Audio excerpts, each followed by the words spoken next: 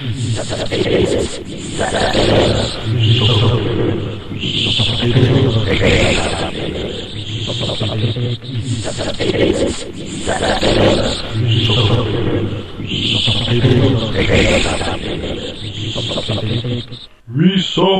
Fables. Chapped lips. A beautiful girl was walking along a beach directly into a cold north wind. "My lips are chapped," she moaned. "No, they're not. They're female lips," answered the north wind. "That's incorrect," she told him. "I borrowed them from my boyfriend this morning in exchange for my own lips." Moral: less of your lip.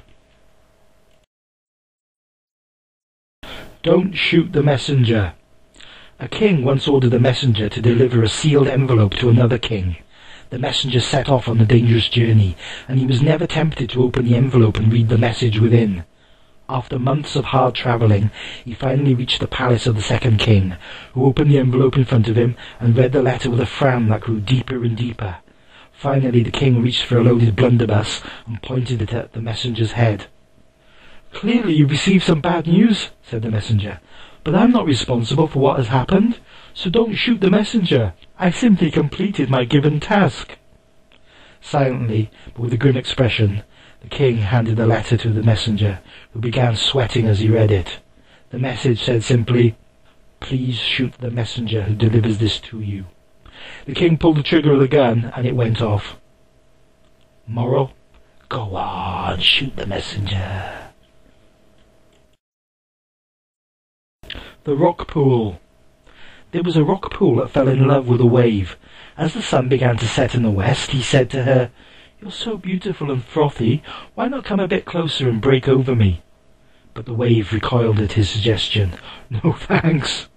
And she made sure she avoided him until the tide turned and it was time for her to leave the beach behind and return to deeper waters.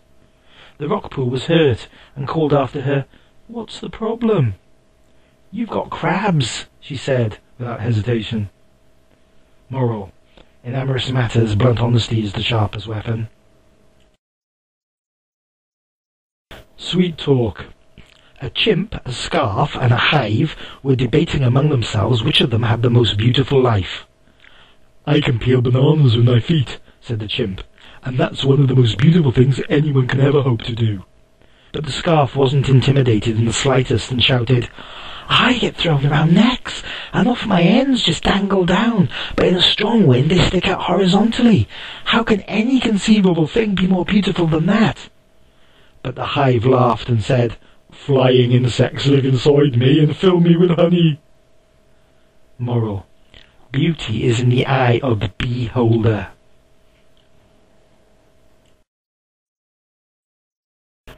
The caravan. A camel that was drinking water from a pool in an oasis was approached by a merchant. "Would you like to join our caravan? We're travelling to the fabled city of Samarkand, and we need as many camels as possible. I can promise an interesting journey." The camel raised his head. "What make is it?" The merchant frowned. "Pardon?" "The caravan. What make is it? Does it have its own electricity? How big is it inside? How many wheels does it possess? Will I have a berth to myself, or must I share with others?" The merchant tugged at his pointed beard. "Actually, it's not that kind of caravan," and explained the original meaning of the word to the camel, who rolled his eyes and said, "What? You expect me to walk all the way to Samarkand and carry your things for you too? No thanks." Moral: don't give camels the hump. The hippie beach. There was a cloud with alternative leanings who decided to drop out of the expected weather patterns, tune in to the vibe of the cosmos, and turn on his higher consciousness. So he left his familiar pack of cumulus colleagues and headed for a beach he'd been told about, where he might expect to find the things he was seeking. But when he arrived, the beach was just like a desert, and it wasn't as nice as the cloud had been led to believe. He looked about rather critically, and finally he shouted, "Call this a hippie beach? Everything about it is utterly dismal and pointless. There's no spiritual atmosphere at all. Come to think of it, where's the tide?" A grain of sand answered him. "The tide? Far out, man. Moral. So it was a hippie beach after all.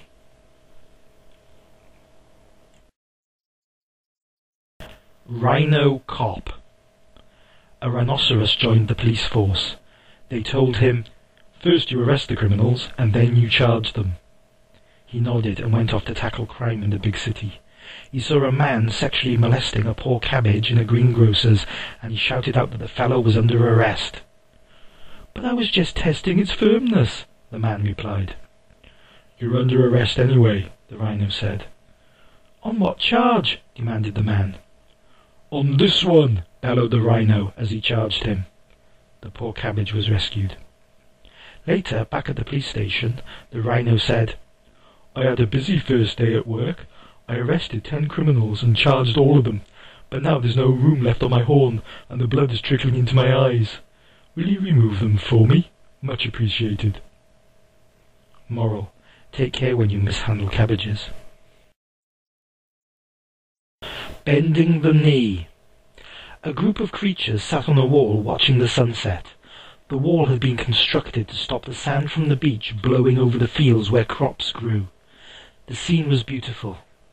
The hare said, "Let's jump down and dance for joy," and that's exactly what he did.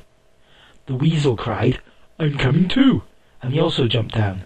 So did the fox, cat, monkey, grasshopper, and aardvark. They capered in the ruby light, and their shadows on the beach were amazingly long. The millipede was scared and remained on the wall. "It's a long way down," he said nervously. The hare said, "Don't worry, it won't hurt if you just bend your knees when you land to absorb the impact." "Bend my knees!" exclaimed the millipede. "But it's almost evening. I don't have all day, you know." Moral: what has 1,000,000 legs? 1,000 millipedes. Something fishy. An odd-job man called Tim was in the habit of wandering the land with a fish in a bowl of salt water. The fish was a large flatfish. Tim was willing to do all kinds of work. One day an astronomer asked him to fix his radio telescope. Tim tried hard, but had to admit defeat. The next day he went back to try again, but discovered that the radio telescope had already been fixed by another odd-job man, who was also called Tim, and who also had a fish in a bowl of salt water. "Don't be too upset," said the second Tim to the first. "Just because we have the same name and the same kind of fish doesn't mean we have equal abilities." Moral: there's a Tim and a place for everything. Too many characters.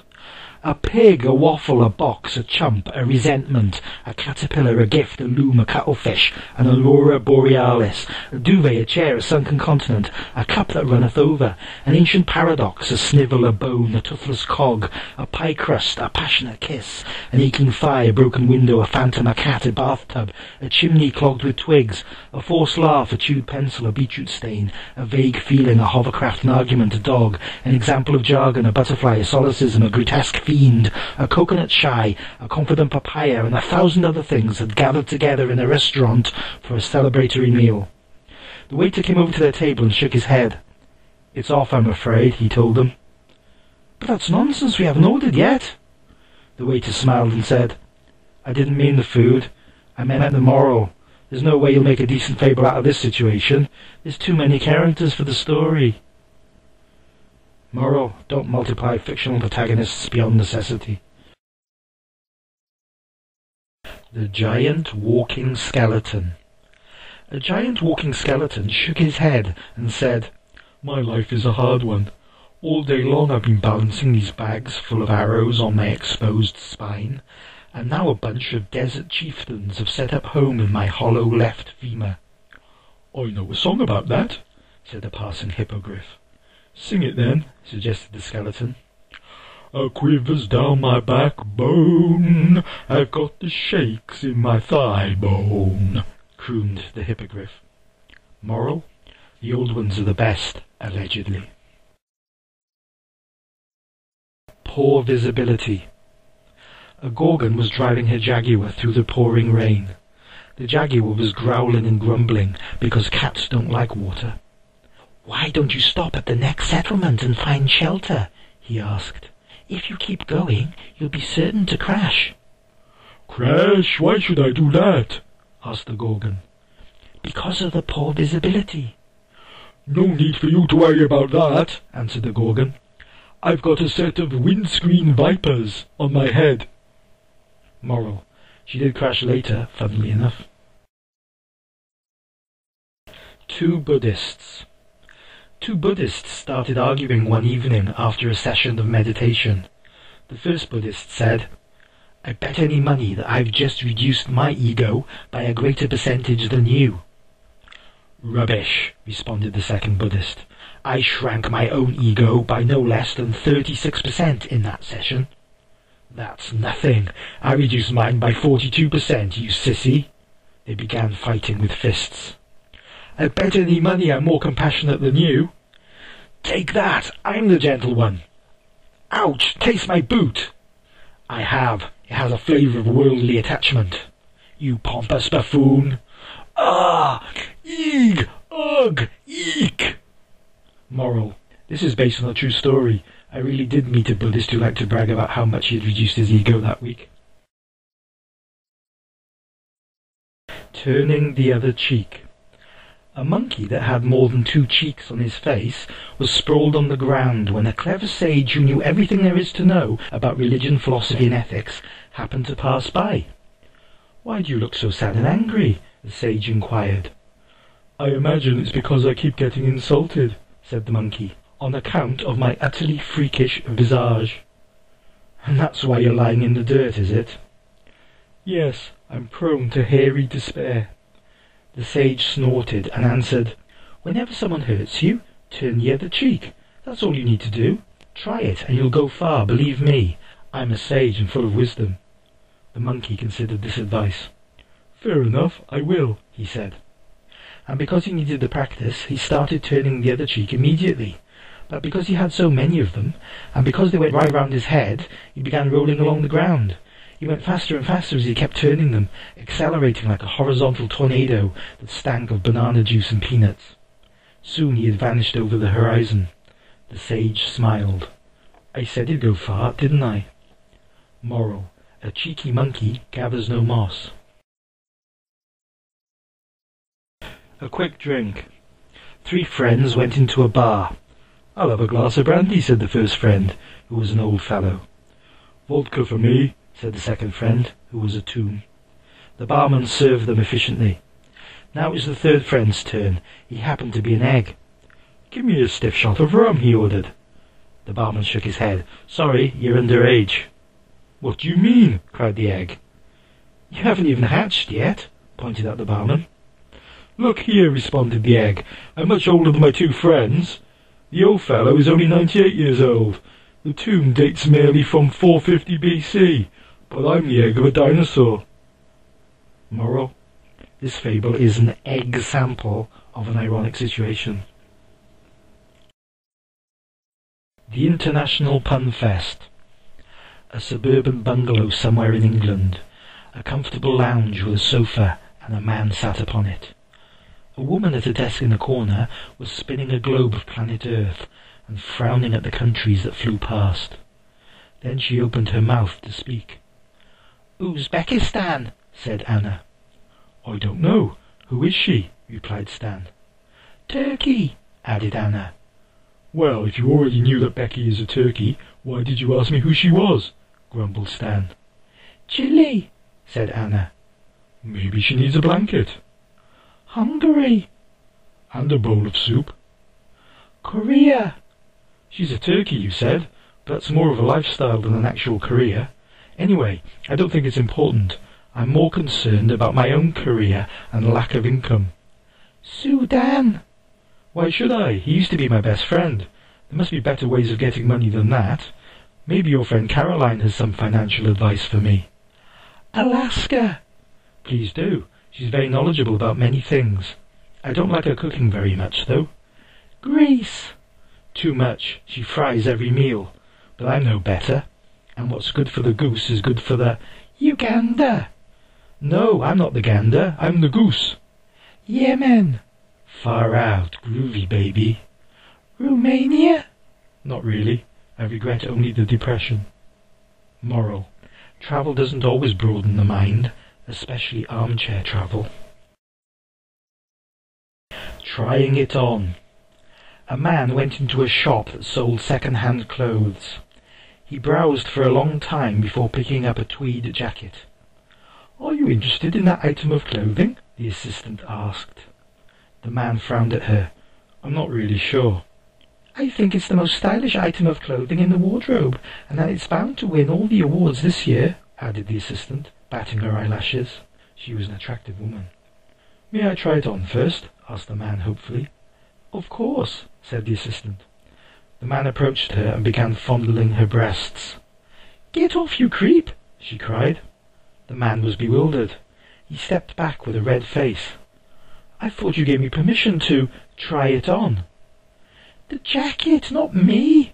bellowed the assistant. "I'm deeply sorry," said the man. He approached the jacket and began fondling the breast pockets. "Oh, yes." "Get off, you creep! I'm male!" cried the jacket.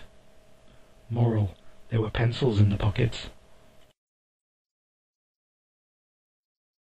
Above his station. A philosopher was travelling on a train from Swansea to Tenby. It was a nice journey, but he wasn't happy because his mind was a blank. It was his official job to keep having ideas, but not a single new one had come to him for ages.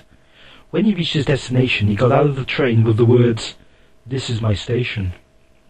As he stood on the platform, he wondered if jumping into the air might help, so he made a pole from the branch of a tree and pole vaulted over the railway tracks. As he reached the highest point of his immense jump, a new idea finally came to him. His delight was short-lived. On the opposite platform, a hippopotamus was waiting for its own train, and it happened to be yawning at that exact moment, maybe because it was tired, or maybe because it was practicing for a competition. The philosopher landed in its mouth and vanished down its throat and into its stomach, never to be seen again. Moral: don't get ideas above your station.